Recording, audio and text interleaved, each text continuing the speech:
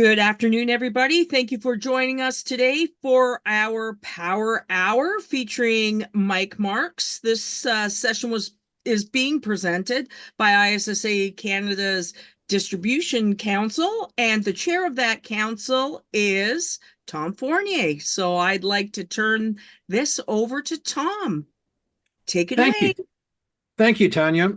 And really, today's topic is an outcome from the survey work we did last year, where we asked people what their interests and needs were, and new business generation ranked very high. Also, developing alternative revenue streams.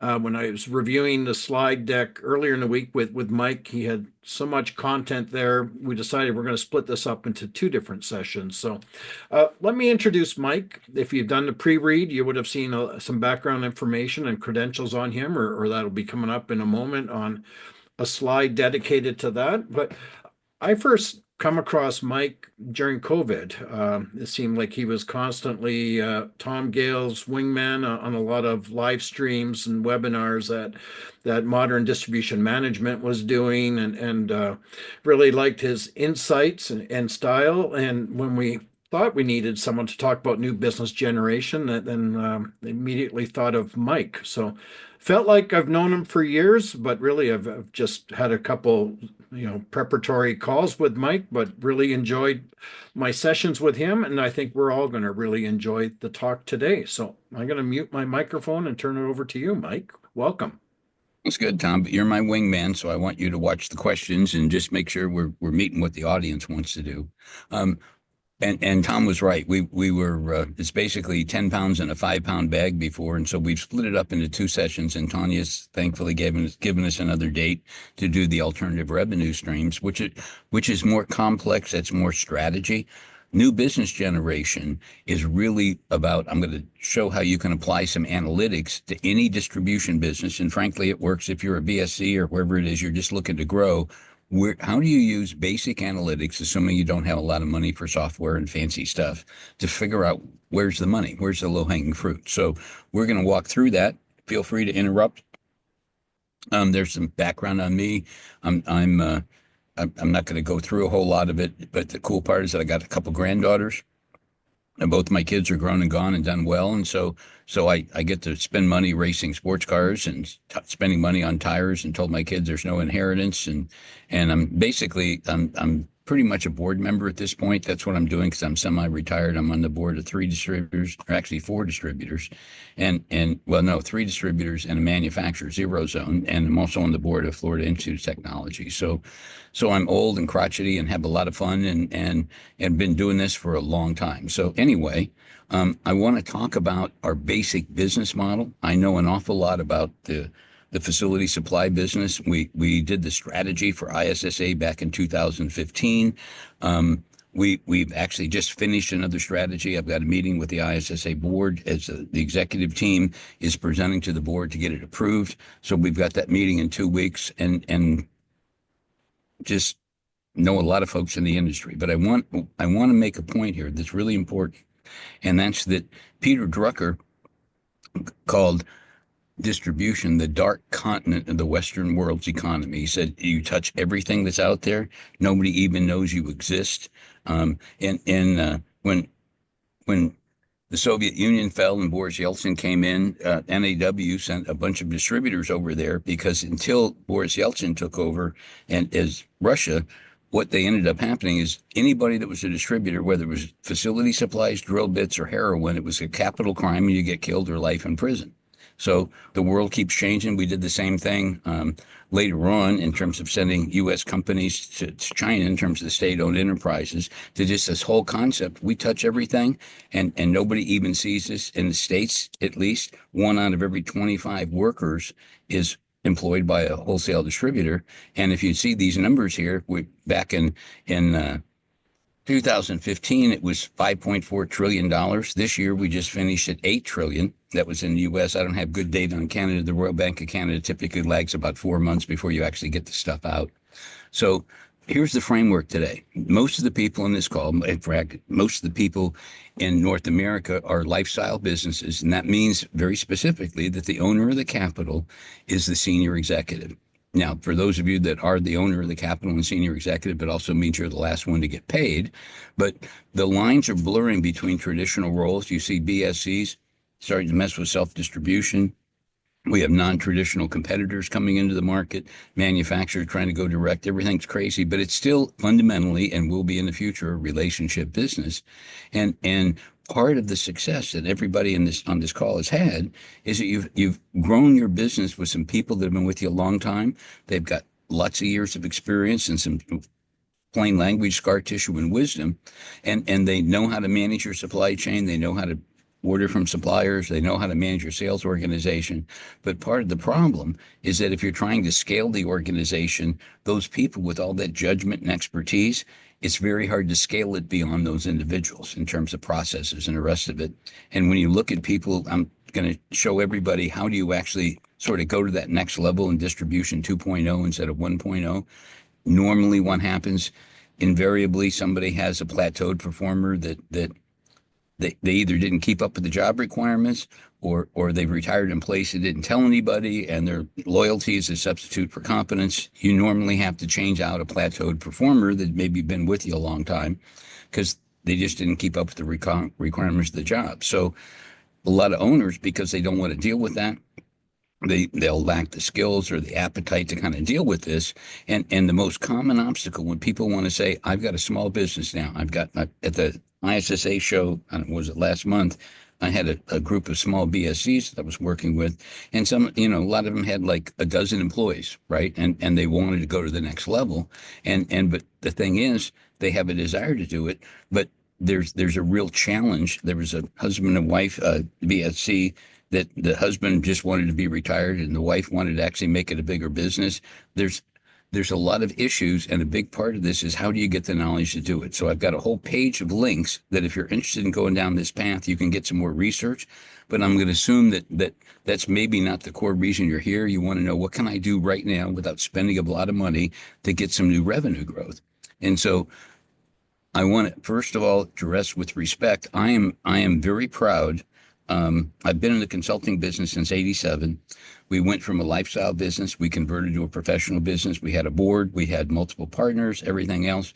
And we've actually gone back to being a lifestyle business that I love, because you can still have a great life, add to your community and get wealthy, have a lot of fun, but just don't BS yourself.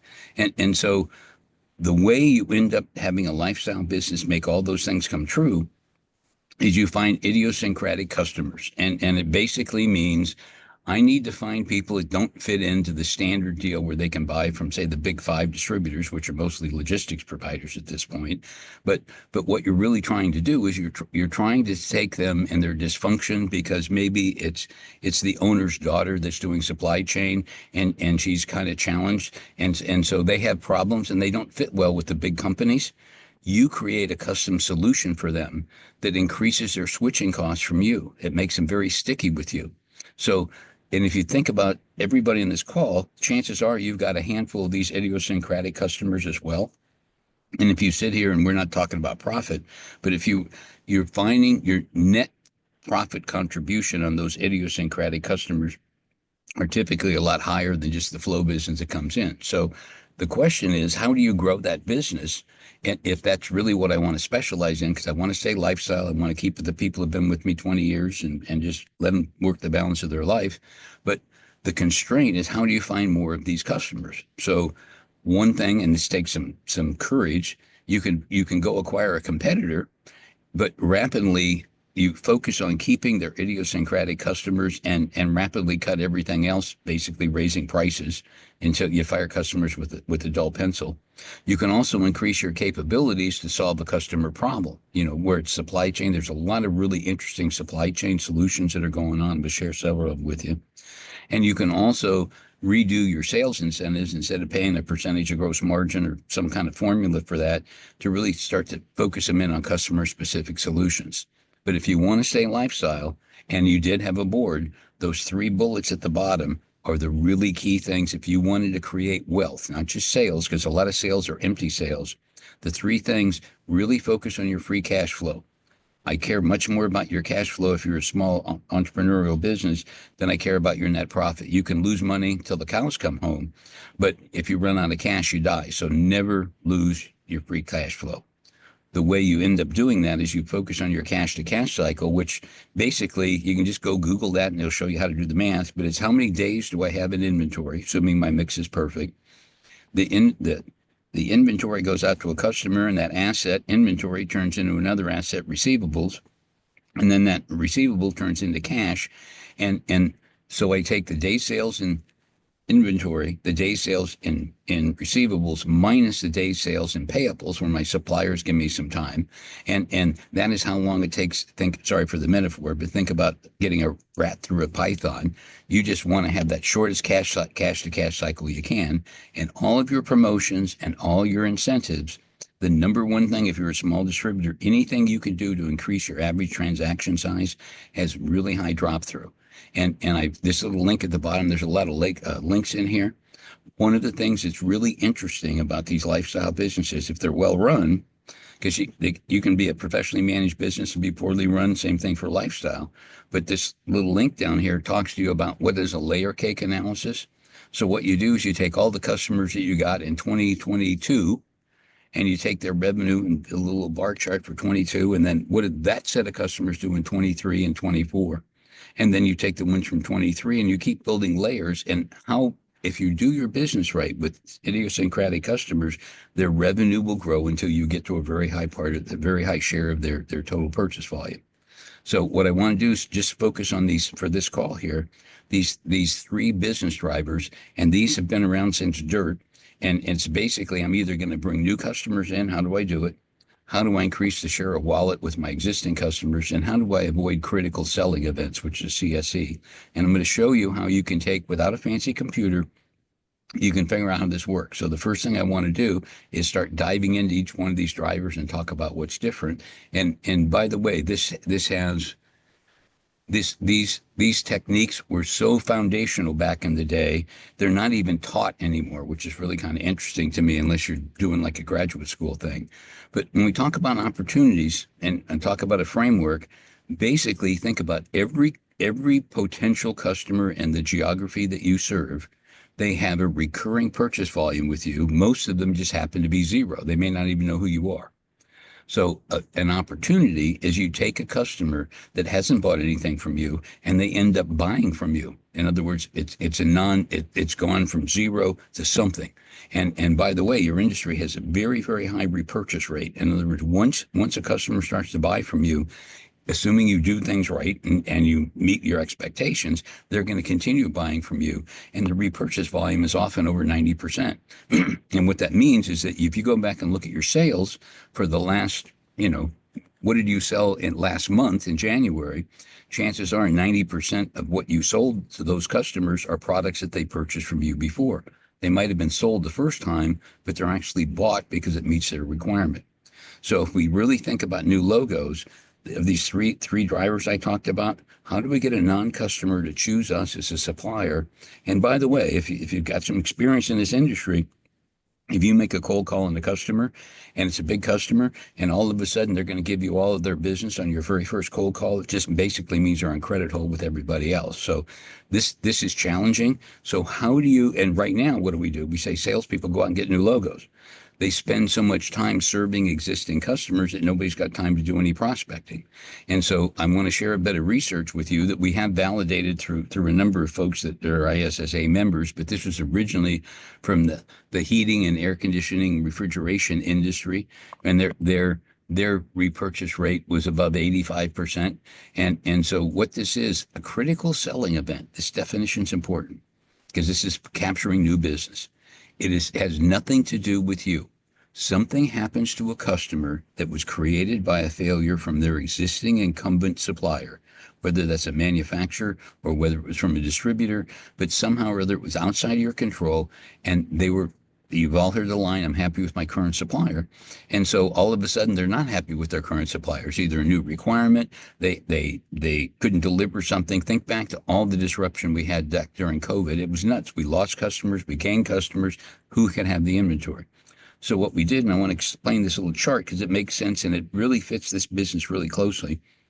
That pie chart on the left, which says support operations and customer facing, we had roughly $5 billion worth of distributor revenue, had a large group, and we broke down all of their expenses and put them into these three categories.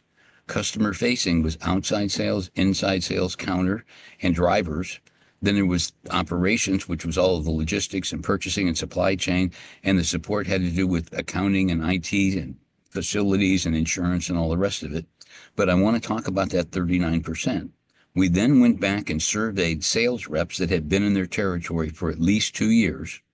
And we asked them about their activities, and we took that 39% and we broke it into that bar chart. 27% of that 39%, they spend protecting existing purchase volume with customers. In distribution, your sales reps, or some sales rep, doesn't have to be outside, you can do it with inside in a lot of cases. But what happens is you need to take care of that customer to make sure that what they need help with orders, whatever it is, I'm protecting that recurring purchase volume. That other 10% is a function of I'm going in there. A customer just had a critical selling event. I'm there because let's just say I'm the guy selling them paper products. And all of a sudden, the guy that's been supplying their motors and cleaning equipment, I call them motors on sticks, but that's not nice. He let him down, and so all of a sudden you have a shot and you intercepted that critical selling event. And once you capture that, and all of a sudden, I'm trying not to name names, but all of a sudden I'm now selling them equipment. I now have, and this is important, I have a recurring revenue stream because once I'm their equipment supplier, if I do things right and I take care of them, they're going to continue to be my supplier. The disrupting, that little thing at the bottom, the 3%, this is really interesting. Now I'm going to tell you about the other chart on the other side. This is, we interviewed tons of customers. And it's actually, if you go to the link, it'll actually give you the number, but it was something under 100, but not much under 100. And we asked these contractors that are doing HVAC and air conditioning, of all this money that you spent last year, how much of the money that you spent last year did you spend with the supplier you had from the prior year? 89% of their purchase volume now think about your customers. I'm a distributor. I sell to VSCs. I'm a VSC. I mean, just take what you're doing. And fundamentally, if they're happy with their supply chain, they're going to continue. Those other two slices at the top, this is where it gets interesting. 9% of their business switched because they had a critical selling event. There's a naturally occurring event of these things all over the place. And that little tiny sliver, that 2%, the customer was happy with their current supplier. Somebody came in and said, you know what? I know you're happy, but your expectations are too low. Let me show you something better. And they switch. Most suppliers, when they want to make joint calls with you, that everybody's going for this disrupting and they think it's going to work. And they're memorable, but it's certainly not scalable. What you're really trying to do is you're trying to service your customers. And the secret of growth, because it's about the direction of the tide, not the size of the waves. If you design your business so you don't have to be a high-paid apologist, we don't create self-inflicted CSEs, and we intercept the ones of our competitors, we will grow and we will have defendable business. So the real thing, manufacturers didn't understand this and they don't like it, but fundamentally what you're trying to do is take care of this customer so that they look at you as a trusted part of their solution, and off we go. So now, how do you use this information to go find some new business? You have to sit down with your management team. If you're a single location, it's real easy. If you have multiple locations, you got to get your corporate people and maybe a couple of branch managers. And fundamentally, you're going to sit here and have a discussion, and you're going to build a chart like this. And each row might be, I'm selling to ISPs, I'm selling to BSCs. I've got a little bit of an OEM business with somebody and some specialty stuff. So each row is a group of customers. And then what you do is if you look at the headings here, and this is just to get your thinking going, you're going to sit down with your team and say, look, if we were going to build this chart, what are the customers that we serve? Those are the roles. And then you have these topics here. What is the potential to grow and the cost to grow? And what is the profit potential? And you sit here and you don't have to do anything fancy. You don't need a computer. You're basically just saying, I'm looking up what do we think the market size is? And there's good data from ISSA if you want to go look for it. But what you're basically saying, I care about which factors seem to move the needle for me. And what I'm going to do is I'm going to list a bunch of factors and then look at these three things: ARW, attractiveness, readiness, and willingness. Attractiveness is how when you start coming up the list of customers, and if you don't know who those customers are, you can go to MDM, Tom Gale, and MDM Analytics. I mean, there's all kinds of things. D&B, the Royal Bank of Canada's actually got some pretty interesting surveys and things. They charge you for it, but you can buy it. But attractiveness is how attractive are they to me? As you look at them, this is somebody they buy a lot. Their credit's good. They're not always chasing the lowest price and the rest of it. But how attractive are they? And you just basically it's red, yellow, green. Readiness is how willing are they to concentrate their cleaning supply purchasing with you and not just a project quote, although it might be in the beginning. And willingness, this is the opposite of attractiveness.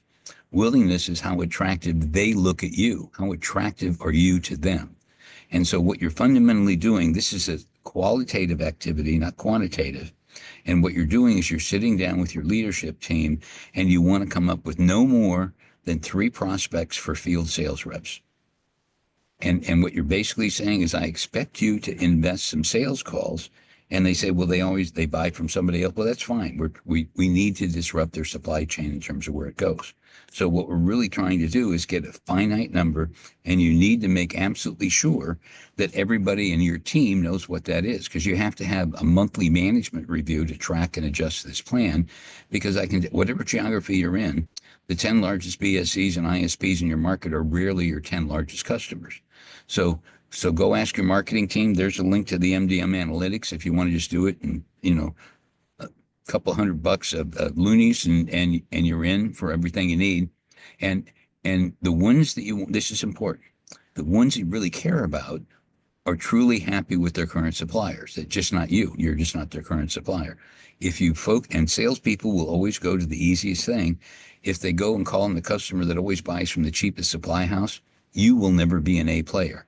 You need to capture those people that are truly happy, because once you make the non-recurring investment to capture them, remember this repurchase rate. This is the black art in the industry that you're in. Because if I capture it, I'm going to have a revenue stream that goes on for a long time. This is called the life value of customers. What is my customer acquisition cost, and what is the life value of that customer over their life?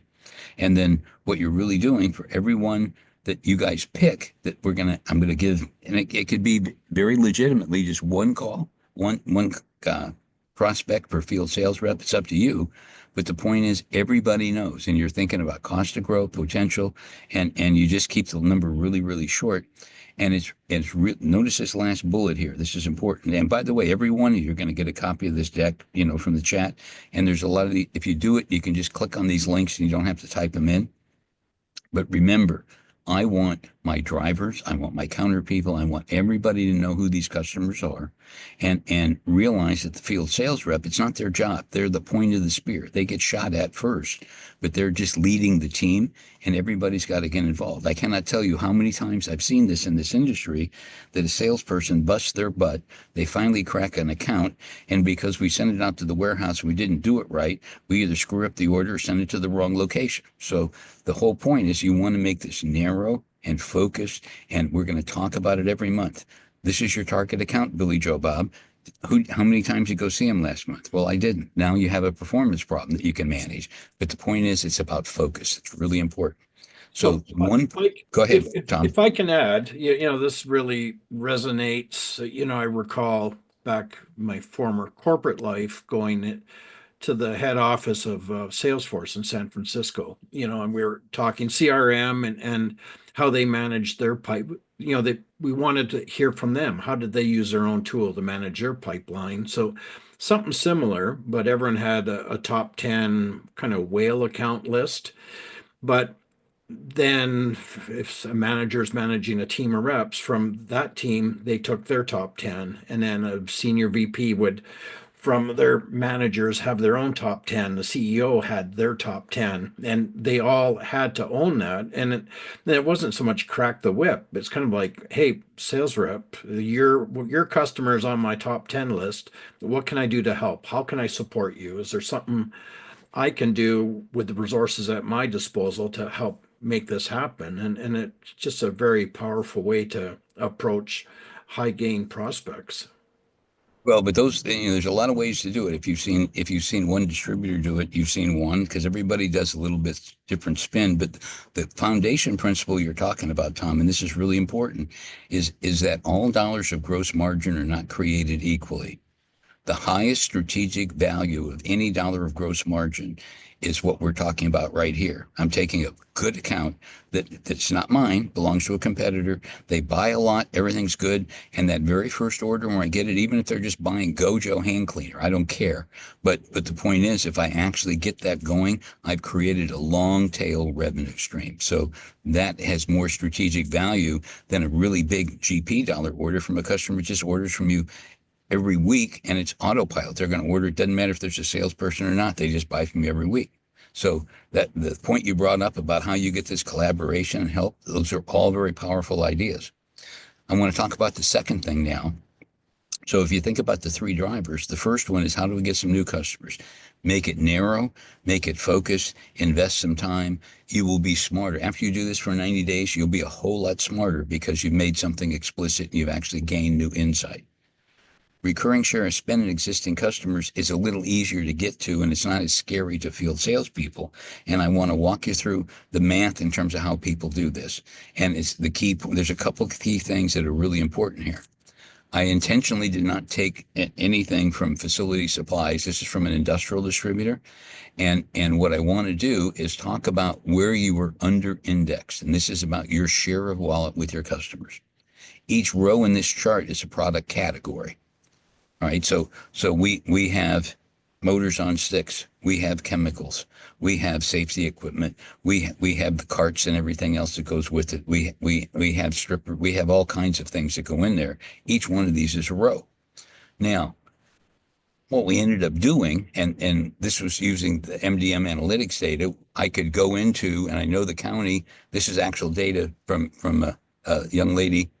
And the total purchases of industrial supplies in Palm Beach County is $446 million. But because of the MDM analytics, I knew what percentage of that was safety products. And you can see the percentages of all these numbers, which obviously add up to 100. Now, here's the other thing. If you notice the next two columns, the top 300, and basically you're trying to get what's the 20% of customers who give me 80% of your volume? That's basically what you're trying to do. And she sold $15.1 million. I mean, really good sales rep, everything's wonderful.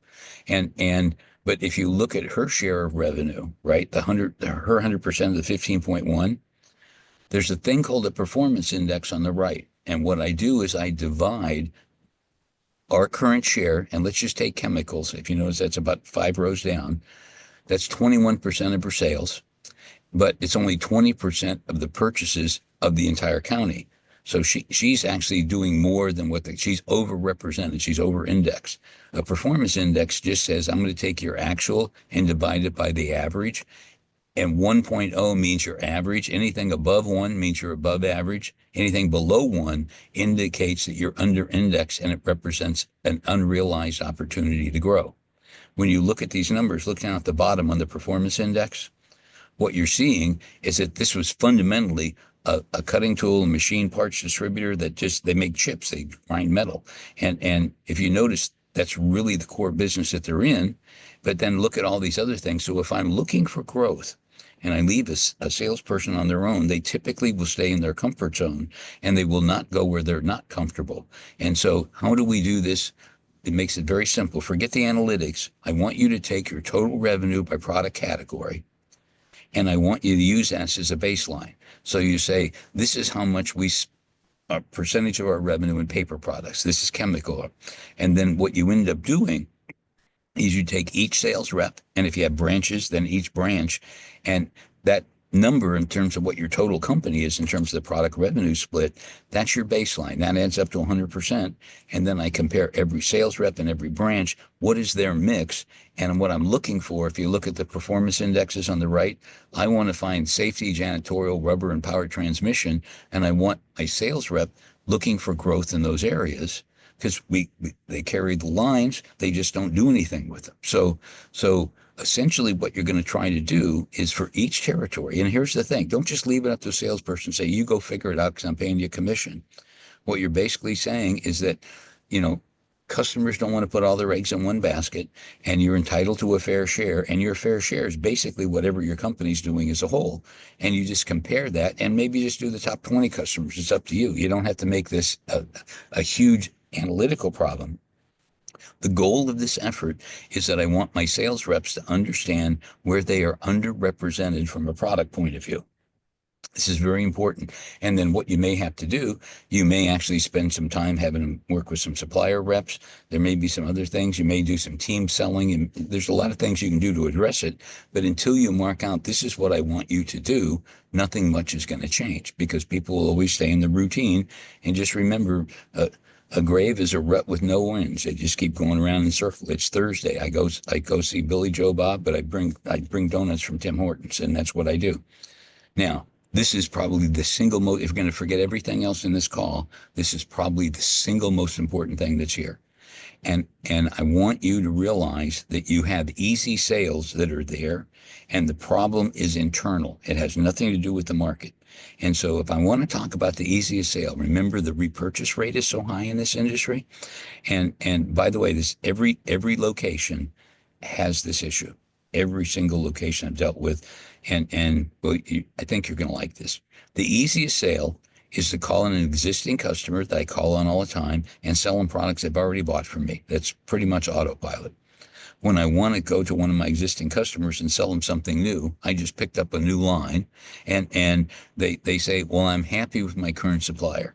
And they really are. You can get the business, but it's like 6 times harder. And a new customer is 15 times harder, because they say, what do I need? Another facility supply distributor? You know, I already buy from 4 guys, and I just don't need it. So I'm going to go to the next slide here, and I'm going to show you a table. And remember, this shows you how to identify in your company what are the single largest opportunities to grow that have the highest potential to grow and the lowest cost to grow. And what we're going to do is you're going to fill out this table. And this, you must do this by each, you can do this by branch. It works a whole lot better when you do it by sales territory. You take the 10 largest customers from number 1 in the rows there, number 1 largest customer in the territory, and all the way down to number 10. And then each column would typically be, it could either be a product category. Some people do product categories. More often people use vendors, right? And so, sorry, you're a Spartan chemical distributor, and so you're going to list Spartan. And I just, Spartan is one of my largest lines. And so I now have my 10 largest lines, or 10 product categories up here in terms of revenue. So they have to be the largest, right? So now I'm going to back up again. And every one of those boxes, 10 rows and 10 columns, I have 100 boxes. And all I do is I put a Y in it. If yes, they use that product, and yes, they buy it from us. There may be some circumstances where they have absolutely no need for that product at all. And then N is they use it, but they buy it from somebody else.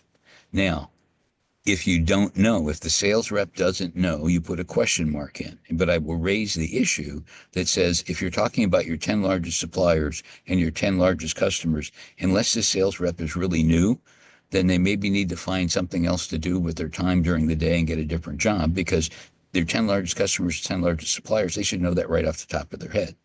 So what ends up happening, and this is the part that gets really interesting, if I take a look at this, understand that your top 10 customers probably have very large average order sizes. They buy a lot from you by definition.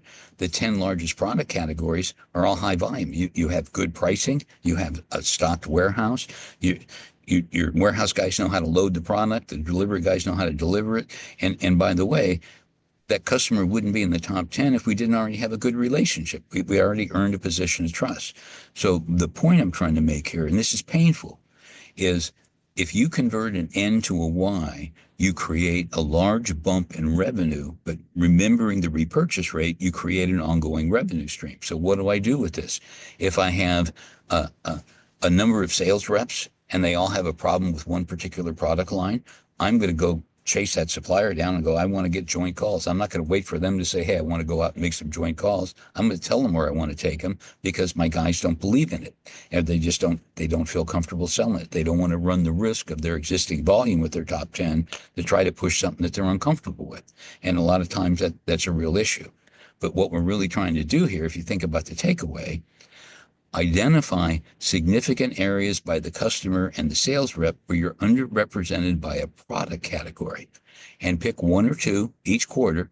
And I want everybody in the company to know. And this goes back to the point that all dollars aren't created equally. And by the way, I'm an old man at this point. I've done this for decades. I have, in my entire life doing this, the lowest number of N's I ever saw on a chart was with an animal health distributor, an awesome sales rep, and she had one N. That's all she had. 99 were either dash lines or Y's. Most people have at least a dozen. That's the typical. So what you're really trying to do here is you're really saying, I want any of those N responses. I want to make sure I'm doing better jobs on vendor training, joint calls. I'm going to initiate the call with the vendor and say, hey, I've got 5 sales reps that are having an issue in their top 10 accounts. They're not buying, and I want to spend some time with you, and let's figure out how we can go out and do something. So if you think about it, we've done 2 of the 3 key drivers. One is, how do we get a new logo? And that's really about focus and careful selection. And by the way, if I select wrong, or they're totally locked up, and it just so happens that the regional manager for Imperial Dade, it is married to the owner of the customer, there's no way you're going to get in. So all you do is I put a Google alert in and say, if they ever get a divorce, that's going to be my next sales call. But the point is, don't hang on to these accounts. If you're not going to get anywhere, go pick somebody else. But everybody should be working on an N, every single one. So that was 2. And what I want to do now is talk about potentially the largest area of potential improvement if you're looking for new revenue. And a lot of this, I didn't talk this much about it before COVID, but the industry and everybody's in this industry knows that the world changed with COVID, and it's not going to go back to what it was in 2019. It just won't happen. So I want to talk about the third category of this, which is losing losses from negative opportunities. The technical definition of a negative opportunity, they're buying $1,000 a month from me, and all of a sudden they drop to $500 a month. That is a negative opportunity. And so I'm trying to avoid those losses. So the first thing you do is you say, how do I find them? This goes back to the CSE thing I talked about at the beginning. So what we're going to do is I want you to take all your customers from 2023, and I want you to put them and break them into buckets where they're each 10% of the customers are in each bucket. And so I do it in the ascending order by volume. You're going to have 10% of the customers that are probably under $100 a year because they was just back orders or whatever, and they're sitting there. You all have customers that haven't bought anything or have negative volume. And this is the customer list that you have, this pages at the back. Most of your business comes from the first 2 pages of people that are actively buying. So imagine you just take a 5-gallon bucket and you put the names of the customers on index card, and you have a really big bucket, and some of these guys are buying $10,000 a month or more, and they're up there. And so we know what bucket they're in. Now, you did that for 23. Now you do it for 24. And you can do this on a monthly basis, quarterly, however you want to do it, because this is how you measure customer churn. And I'm going to show you how you address it. So what I do in 24 is I then take a look at all those customers, and let's say somebody was in bucket 3. Doesn't matter what the volume is, but they were in the third smallest bucket, and they went up. What we hope is that they all grow, and so they've moved up to group 5, bucket 5, and so technically that would be +2 on my x-axis down here, where they went up. The key thing to remember is that if I'm in bucket 3, I usually say in bucket 3, or if I'm in bucket 7, whatever bucket I'm in, people tend, remember the repurchase rate? This is that red line, that vertical line, the 0 movement means, and those are customers that were in bucket 10, bucket 1, whatever bucket they were in 23, they're in the same bucket in 24. Now this data is actually from a computer products distributor, and the company grew in terms of this data from 22 to 23. The company grew, their revenue grew 8% overall. But notice the losses. Anytime we get a big order, we always celebrate. Sales guys got to make sure everybody knows how wonderful they are. And so they go out there, we get the sale, we're all celebrating successes and we're doing high fives and everything's wonderful. And every time we lose an order or lose a customer, what we basically say is, well, that some idiot cut the price lower, or you don't show me true cost because you're in a buying group and you don't show me your back end rebate. There's all kinds of stories, but it's always blamed on somebody cutting the price. Nobody's ever going to say, well, it's because I did a crappy job as a sales rep. But my point, if you look at the movement here and look at the area under the curve, if you could cut your customer erosion in half, this company would have grown 40% in 1 year. Because things were coming in. They originally, we got involved with these people because they could only get 8% growth. And computer products back at the time, and still is a high growth industry, and so they thought it was a problem with the sales. But what we really ended up finding out is that their warehouse people couldn't find their butt with both hands in their back pocket, and they're sitting here and they mess up things all the time. And the salespeople ended up being high paid apologists trying to make up for a lousy supply chain, and so nobody ever really did anything with it. So the very first thing, and this is worth. You have this meeting with your team and you say, of these three things that Mike talked about on the phone, which one do we think is going to move the needle for us the most? Because you don't have to do everything. Just pick one thing and get it going, then pick something else. But here's how it works. Now I'm showing you a chart, but realize that the numbers read from right to left, not left to right. So it's July, August, September, October. And you look at these two numbers, sales and gross profit, and you can't really see much, right? The numbers are all different, but numbers are different every month in a distribution business. And now I'm going to show you some more data. So what we ended up doing is we said, notice the red in the bottom. I just made this up, and you can just make this up. But a current customer, by definition, has an accounts receivable balance with you. A departing customer, this is arbitrary, you can make this anything you want, has no current accounts receivable, but within the last 60 days they did have AR, and an ex-customer has been more than 60 days with no activity or AR. So if you notice, the number of current customers has been declining in this, because you couldn't tell anything, look at the sales, just normal, it's different, so what? The departing customers are increasing, the ex-customers are increasing, and part of what's hiding that is the percentage of revenue from the top 10 customers is increasing, so you don't see it in the revenue. But this is a company that's rotting underneath, and the customers are going away. Salespeople are bringing them in, but they don't stay. So what you fundamentally want to do is you want to create, and I'm going to show you I'll give you the fancy version if you're doing AI. And by the way, that 12-person distributor that I spoke with at the show, the husband and wife that had different views, they're very much into artificial intelligence and using Microsoft Copilot and reading. Anyway, that's another whole discussion. Don't be thinking AI is just for big companies. The redneck version, which people love, you run a report and just take your big customers, just take your top 20 or top 50, whatever it is you want. And you start to say, what is their average 12-month purchases?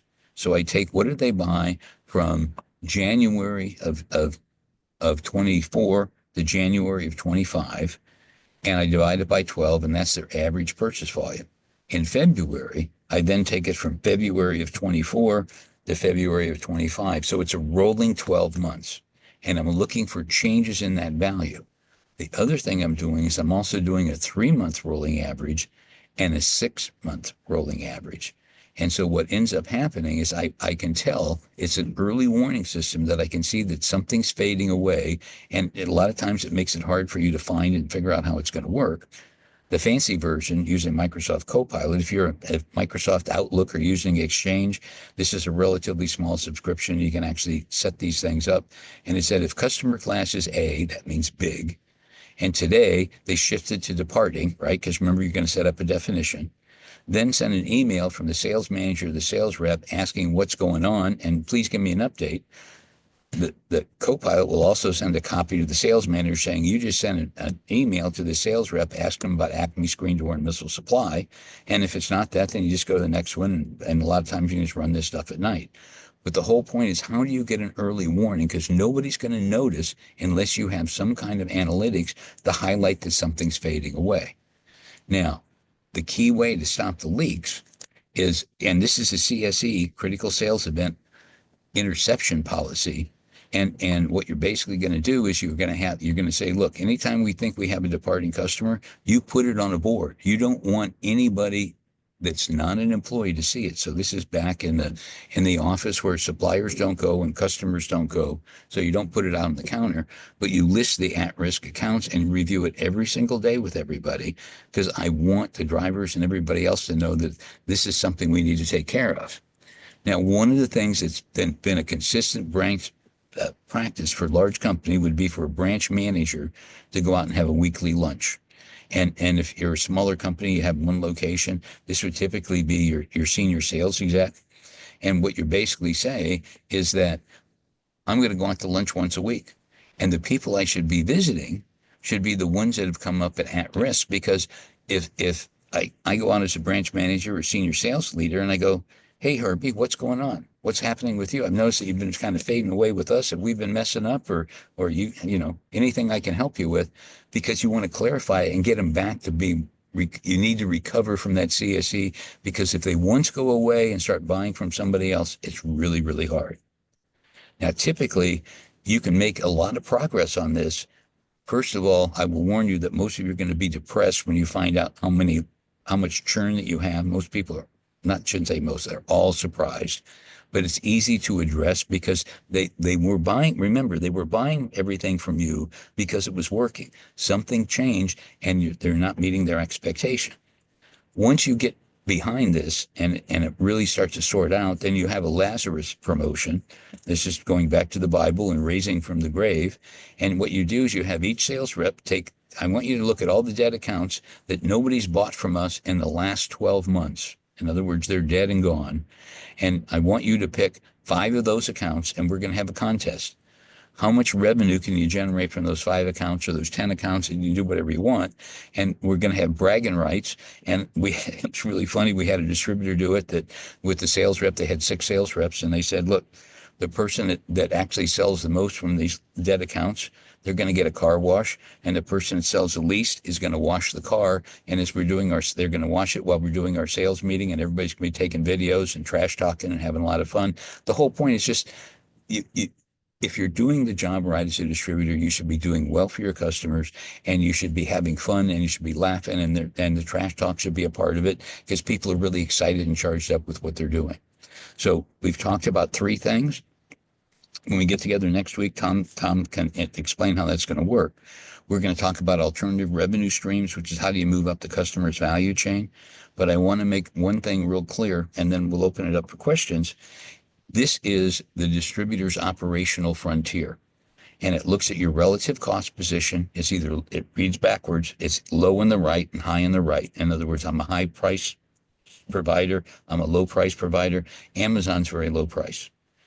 The vertical axis is how much value do you bring to the customer that's outside of the product. And so that solid black curve line, the operational frontier, says that's as much money as you can make in facility supplies if you use all of the industry's best practices. And what happens if you look at Imperial Day, just to take an example, even though they're primarily on the logistics side and dealing with a lot of the larger firms, they're doing specification, they're doing all kinds of other things that don't have anything to do with product. Now, what I've just talked to you about, those 3 techniques, is taking you from C up to that line, because those are the things I gave you were 3 very clear best practices. Once you're on that line, I can move up to A and be higher priced, but I got to provide more services, or I can move down to D. But once I'm on that line, I can't get above it because I'm using all the industry best practice.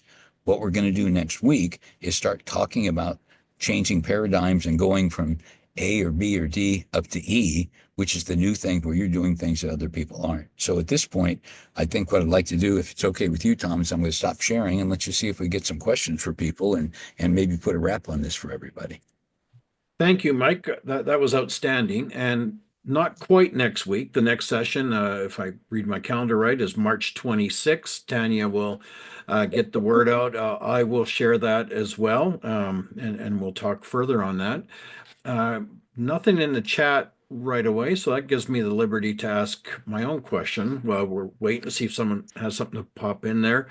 Mike, have you experienced, I'll call it a veteran sales rep with a well-developed territory, and they actually kind of become a lifestyle sales rep? You know, they have, you Well, know, it's a complacency thing you're talking yeah, about, good right? steady commission, no real drive to grow. And I actually encountered this with an industrial distributor where if you grew your territory above an optimal size, then they split the territory and then you had to start over again. And so then these guys became very adept at growing their territory to just below the threshold, but put no effort into growing it more. Like I know, in fact, ties into compensation or trying to figure out different levels of motivation. But you know, how do you address something like Well, that? there's a couple principles, and by the way, that happens in this industry. It happens in every distribution industry that's out there.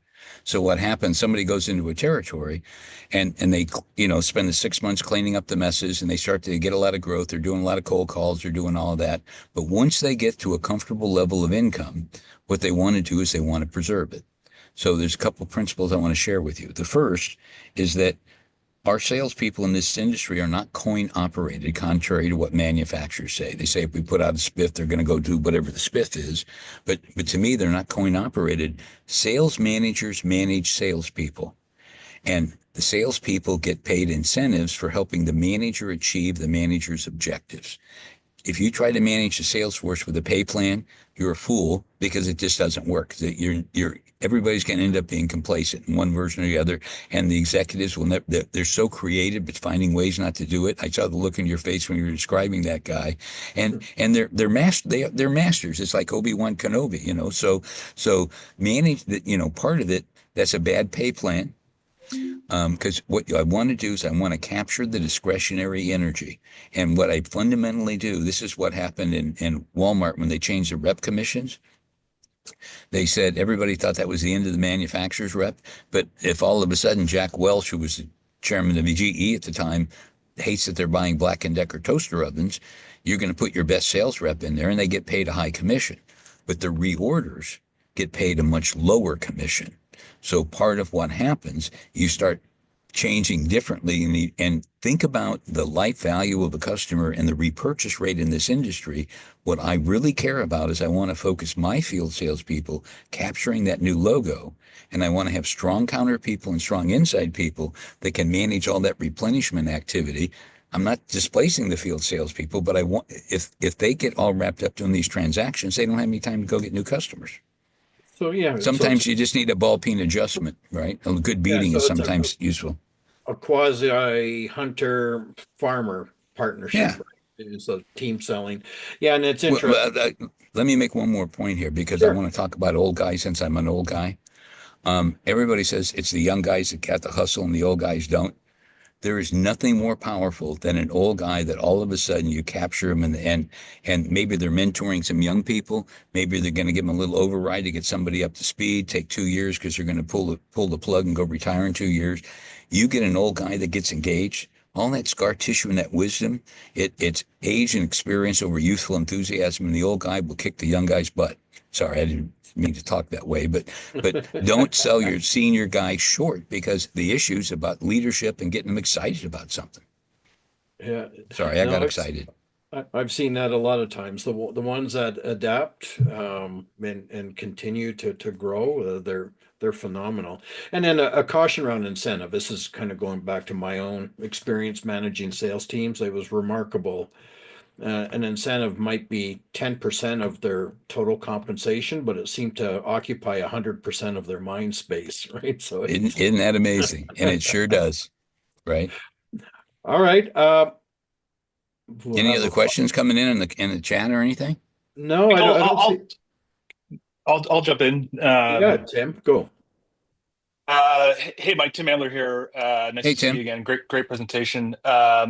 Just, interested in your thoughts on kind of how, reps go out and pursue new logos.